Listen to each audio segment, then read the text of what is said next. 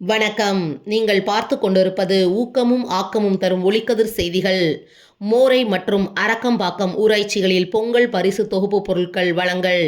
தமிழ்நாடு முதல்வர் மு.க.ஸ்டாலின் ஆணைக்கிணங்க தமிழர் திருநாளாம் பொங்கல் திருநாளை முன்னிட்டு தமிழக அரசின் சார்பில் அனைத்து அரிசி குடும்ப அட்டைதாரர்களுக்கும் பச்சரிசி, சர்க்கரை, முழு செங்கரும்பு ஆகியவற்றுடன் ரூபாய் 3000 பொதுமக்களுக்கு வழங்கும் நிகழ்ச்சி சென்னை வடகிழக்கு மாவட்ட செயலாளரும் மாதவரம் சட்டமன்ற உறுப்பினருமான எஸ். சுதர்சனம் உத்தரவின்படி நடைபெற்றது.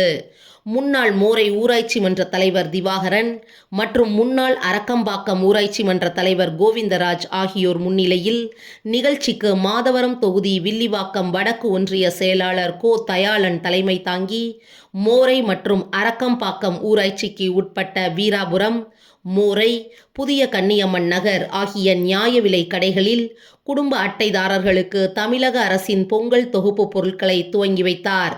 இதில் திமுக கிளை செயலாளர்கள் சரவணன், குமாரவேல், பாண்டுரங்கன், பாஸ்கர், ஒன்றிய இளைஞர் துணை அமைப்பாளர்கள் ஸ்டீபன் என்கின்ற வே. ஹரிகிருஷ்ணன், வே. கார்த்திக் உள்ளிட்ட கிராம பொதுமக்கள் கலந்து கொண்டனர்.